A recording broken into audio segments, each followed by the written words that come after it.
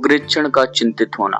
उग्रेक्षण के गुप्तचरों ने उसे समाचार दिया कि कैलाशपति शिव आपके भय से दंडकारण्य के त्रिसंध्या क्षेत्र में अपने करोड़ों गढ़ों और अनेकानेक ऋषि मुनियों के साथ निवास करते हैं। शिव पत्नी पार्वती को एक पुत्र की प्राप्ति हुई है, जिसके विषय में ज्योतिषियों का कहना है कि वह असुरों का संहार करेगा।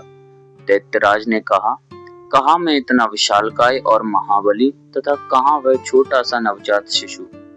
एक छोटा सा मच्छर किसी एक गजराज का वध कैसे कर सकता है। तभी उसने आकाशवाणी सुनी, दैत्यराज तेरा काल समीप है, तुझे मारने के लिए भगवान गणेश ने अवतार धारण कर लिया है। मिथ्याभिमान छोड़कर उनकी शरण ले। मंत्रियों ने कहा, त्रिभुवननाथ आपको अमर रहने का वर प्राप्त है, इसलिए चिंता कैसी। आकाशवाणी से इस प्रकार कहलाना देवताओं का षड्यंत्र मात्र प्रतीत होता है। आपकी आज्ञा हो तो हम में से कुछ वीर उस स्थान पर जाकर अवसर मिलते ही उस बालक को मार डालें, जिससे आप निश्चिंत हो सकें। उग्रेक्षण ने चैन की सांस लेते हुए कहा, यही करना होगा। शत्रु बालक पर अभी तो काबू पाना सरल है, बाद में वह प्रबल हो सकता है। असुरराज की आज्ञा पाते ही अनेक मायावी असुर उठ खड़े हुए और दंडकारण्य के गिरिकंदराओं में रहकर अवसर की प्रतीक्षा करने लगे। उन्होंने समस्त त्रिसंध्या क्षेत्र को अपनी लक्ष्य बना लिया। वे वहां की प्रत्येक गतिविधि पर सतर्कता पूर्वक ध्यान रखने लगे।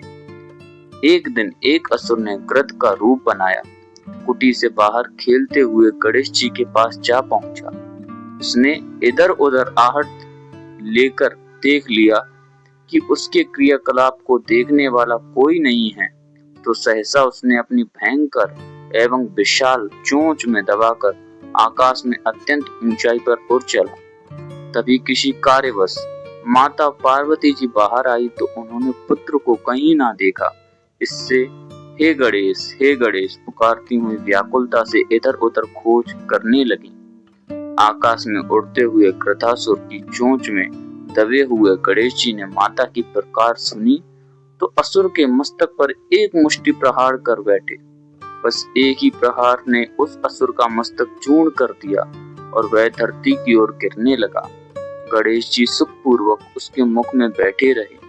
माता ने गृध सहित अपने पुत्र को आकाश से गिरता देखा तो उस ओर दौड़ी, इतने में ही राक्षस धराशायी हो गया। पार्वती ने तुरंत ही गणेश को उसकी चोंच से निकालकर अपनी गोद में ले लिया और क्षेम और कुशल नाम के दो असुर बड़े बलवान थे। वे अवसर देखकर आश्रम में घुस आए, किंतु माता पार्वती को बालक के पास बैठी देखकर दबे पांव एक कोने में जा छिपे। जब माता उन्हें पालने में लिटाकर किसी कारणवश बाहर चली गई, तब दोनों असुर पालने के पास आए और उसमें से बालक को उठाने लगे। तभी गणेश ने अपने पांव चलाए तथा लीला पूर्वक एक एक पदाघात दोनों पर कर बैठे। बस एक एक बार में ही दोनों असुर दूर जाकर इतने जोर से गिरे कि उनकी हड्डी पसलियों का चूर्ण हो गया। उनके हृदय फट चुके थे और रक्त वमन कर के शांत हो चुके थे। माता आई तो यह दृश्य देखकर अवाक रह गई। उनकी समझ में नहीं आया कि यह दोनों यहाँ किस प्रकार आए और कैसे मारे गए। पार्वती जी ने अपने पुत्र को गोद में उठा लिया और गणों को आदेश दिया कि उन असुरों के शरीर को उठाकर सुदूर अरण्य में फेंक दें। ओम गणेशाय नमः।